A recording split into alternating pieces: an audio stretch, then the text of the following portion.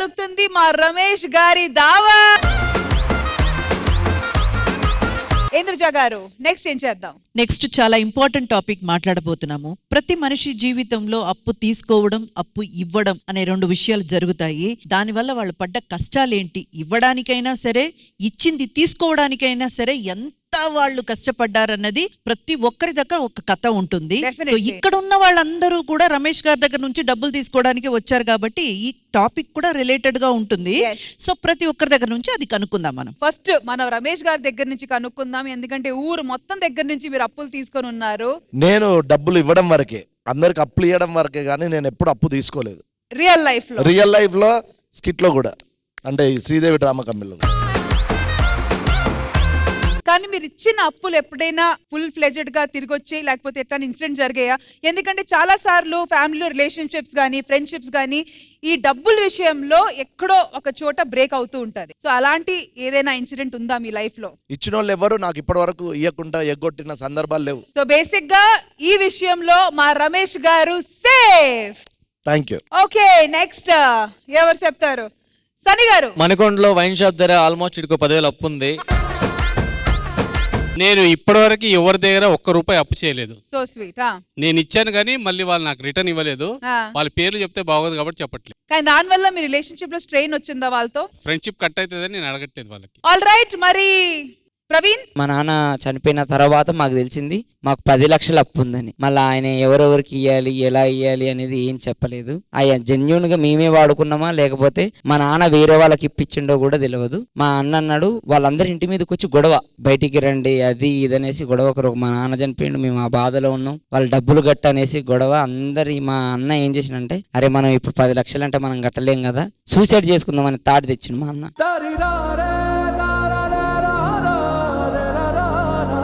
అప్పులు అనేటి జీవితంలో అయితేనే ఉంటాయి. ఓకే, మనకు తెలియదు కాబట్టి ఆ ఎవరికి ఇచ్చిండో కూడా మనకు తెలియదు, వాళ్ళని వెళ్ళి మనం అడగలేము. మన నాన్న తీసుకున్నాడు కాబట్టి ఆయన పేరు పోకుండా మనం కష్టపడి కడదామనేసి నేను ఆ మాట చెప్పి ఇప్పటికీ నేను సంపాదించే ప్రతి ఒక్క రూపాయి నేను వాళ్ళకి గడతనే ఉన్నా.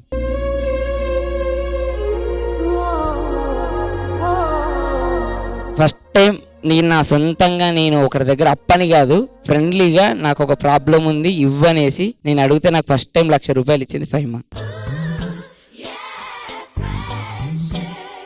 అంటే నేను వేరే వాళ్ళని ఎవరిని అడగలేను. ఒకవేళ నువ్వు ఇస్తావా అనేసానంటే ఎమ్మన్నే నాకు ఒక 1 lakh ఎమ్మన్నే ఇచ్చింది.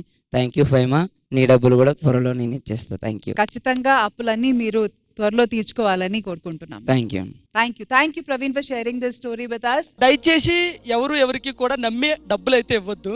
నేను లైఫ్ లో చేసిన ఫస్ట్ అండ్ లాస్ట్ తప్పు ఏంటంటే, నాకు తెలిసిన ఒక వ్యక్తి చెల్లెలు చనిపోతుంది, ఆపరేషన్ బెడ్ మీద ఉంది అని అంటే ₹1 కాదు ₹2 కాదు, పేపర్ వితౌట్ పేపరు 12 లక్షలు ఇచ్చా. 12 లక్షల రూపాయలు 3 సంవత్సరాల క్రితం ఇస్తే నా ఆపదలో గాని, మా అన్నయ్య పెళ్లిలో గాని, మా అమ్మ ఆపరేషన్ టైంలో గాని తిరిగి నాకు ఆ డబ్బులు ఇవ్వలే. స్టిల్ ఇప్పటికీ నాకు 3,40,000 ఇంకా బ్యాలెన్స్ ఇవ్వాలి. సో దయచేసి ఎవరైనా సరే డబ్బులు ఇచ్చేటప్పుడు ఆ మనిషి అసలు నమ్మకమైనా సరే అంత ఇవ్వద్దు. నేను ఇచ్చేసరి నేను మోసపోయాను కాబట్టి నేను ఆ డబ్బుల గురించి మేడం మా అమ్మకి దగ్గర 2 ఆపరేషన్లు అయినాయి. ఈ 2 ఆపరేషన్లు అయినప్పుడు లిటరల్ గా బతిమాలుకున్నా, నాకు వడ్డీకి ఇచ్చిన కదా, నేను ఆపదంటే ఇచ్చిన డబ్బులు నీకు దండం పెడతా అన్న, మా అమ్మ ఆపరేషన్ ఉంది ఇవ్వంటే తిరిగి నా డబ్బులు నాకు ఇవ్వలే. ₹3,40,000 ఇవ్వాలి నాకు. రష్మి, నువ్వు ఎవరికైనా అప్పు ఇచ్చావా? ఇచ్చా. ఎంత ఇచ్చావు? అంటే ఒక మనిషికి కాదు, 2-3కి చిన్నగా అట్లా ఇచ్చాను. చిన్నగా అంటే ఎంత? ఒక 5 lakhs 10 lakhs?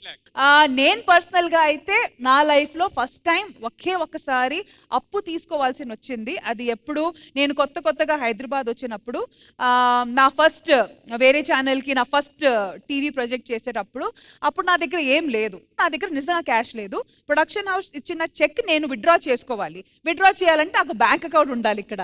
సో దానికి ఒక 5,000 రూపీస్ అనేది నేను వెరీ క్లోజ్ ఫ్రెండ్ దగ్గర నుంచి తీసుకొని వెంటనే ఆ చెక్ ఎన్కాష్ చేసుకొని ఇచ్చేసా. కానీ ఫస్ట్ టైం నా లైఫ్ లో 5,000 అడిగేటప్పుడు, that was the first time ever, నేను చేతిలో చెక్ ఉన్నా చేతిలో క్యాష్ లేక నేను అది ఓపెన్ చేయలేకపోయాను. ఆ ఎమర్జెన్సీలో డబ్బులు అడగడం అనేది నిజంగా మనసు పిండేసింది. బట్ దట్ వన్ మూమెంట్, ఆ ఒక్క సెకండ్ మాత్రం అడిగేటప్పుడు, because that was first time in my life అన్నమాట.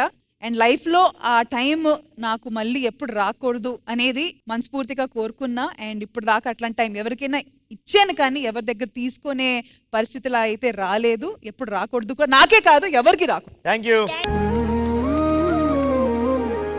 అండ్ ఇటువైపు తన్మయ్. ఫస్ట్ టైం నా లైఫ్లో మేడం మా నాన్న చనిపోయినప్పుడు ఆయన అంత్యక్రియలు చేయడానికి నా దగ్గర రూపాయి లేదు. బిఫోర్ డే ఇక్కడ 3 months బ్యాక్ జబర్దస్త్ షూట్ అయిపోయింది, ఆ ఇంటికి వెళ్ళిపోయాను. మార్నింగ్ కాల్ వచ్చేసింది నాన్న చనిపోయాడు అని. ఎక్కడో ఒక అనాథ శవం లాగా పడిపోయాడు. తీసుకొని వచ్చి మా ఇంట్లో వాళ్ళకు కూడా ఒక ఐస్ బాక్స్ తేడానికి డబ్బులు లేవు. నేను ఎవరికి చెప్పాలో అర్థం కాల. వెంటనే నూకరాజ్కి ఫోన్ చేస్తే కార్ తీసుకొని వచ్చేసాడు, నన్ను తీసుకెళ్ళిపోయాడు. నా చేతిలో అసలు 1 రూపాయి కూడా డబ్బులు లేవు. అసలు నేను ఆయనకు ఒక ఐస్ బాక్స్ పెట్టడానికి డబ్బులు లేకపోతే అప్పటికప్పటికి ఒక 30,000 నూకరాజ్ కొట్టాడు. 5 లక్షల రూపాయలు నేను బయట అప్పు చేసి మా ఇంట్లో వాళ్ళు కూడా సపోర్ట్ చేయలేదు. సిన్స్ 10 years నుంచి ఒక్కదాన్నే 10 మందిని ఇప్పటికీ కూడా ఇల్లు కట్టించి అందరినీ చూసుకుంటున్నాను. నాకు తెలిసినంత వరకు ఈ రోజుల్లో మనీ మేక్స్ మెనీ థింగ్స్ అంటారు కానీ మనీ మేక్స్ ఎవ్రీథింగ్.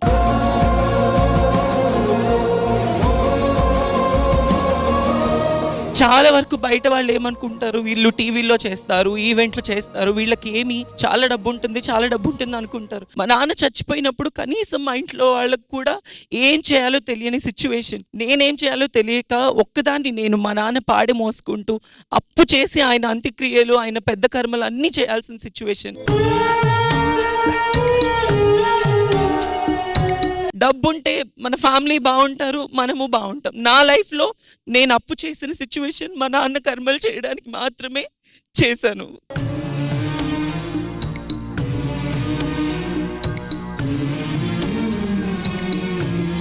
స్ట్రాంగ్ గా ఉండండి అండ్ ఖచ్చితంగా బాగా ప్లాన్ చేసుకోండి. Thank you so much Tanmay for sharing the situation with us. And next వచ్చి సాగరిక గారు, తన్మయ్ గారు స్టోరీ వినేటప్పుడు బాగా కనెక్ట్ అయ్యారు. డెఫినెట్ గా అందరి లైఫ్ లో ఫినాన్షియల్ ప్రాబ్లం అనేది లేకుండా ఉండదు, చిన్నది కావచ్చు పెద్దది కావచ్చు. But please Sagarika, if you have something to share with us. మా డాడీకి నేను ఒక కొడుకులాగా ఉండేదాన్ని. మా ఇంట్లో 3 అమ్మాయిలు అనమాట, నేను 2nd అమ్మాయిని. మా డాడీ వెల్డింగ్ వర్క్ చేస్తారు. మా డాడీతో వెల్డింగ్ వర్క్కి వెళ్ళేదాన్ని. ఎండలో మా డాడీ ఒక్కళ్ళే కష్టపడతారు కదా, ఇంట్లో 5 ఉంటాం, ఎర్నింగ్స్ లేవు. నేను చిన్న స్కూల్స్లో చెప్పేదాన్ని, హోమ్ ట్యూషన్స్ చెప్పేదాన్ని. అంటే నేను సంపాదించిన ప్రతి రూపాయి మా ఇంటి కోసమే పెట్టేదాన్ని. ప్రతిసారి నేను ఏమిచ్చినా దానికి రిటర్న్లో మా డాడీ నుంచి కొంచెం ప్రేమ మాత్రమే నేను ఎక్స్పెక్ట్ చేసేదాన్ని.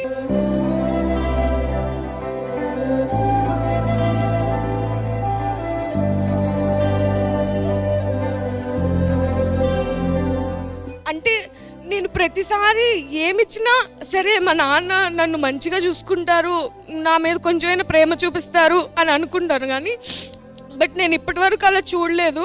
ఐ నో ఫాదర్ ప్రేమ అనేది అంత తొందరగా ఎవరికి వాళ్ళు కూడా బయట పెట్టరు.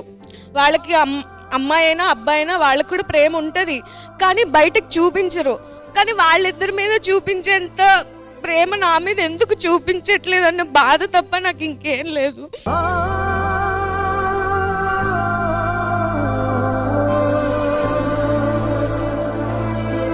ముగ్గురు అమ్మాయిలకి కష్టపడి పెళ్లి చేశారు, కానీ పెళ్ళయి ఇప్పటి వరకు ఒక్కసారి కూడా మా డాడీ వాళ్ళు నన్ను చూడటానికి రాలేదు. పెళ్ళయి మా హస్బెండ్కి ఫస్ట్లో అసలు జాబ్ కూడా ఏం లేదు.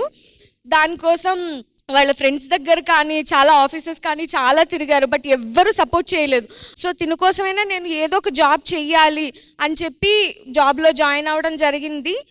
ఫస్ట్ మంత్ చాలా కష్టపడ్డారు. దాని తర్వాత I was the very happy person in the world. నేను చెప్తా, మా హస్బెండ్ అంత బాగా చూసుకున్నాను నన్ను.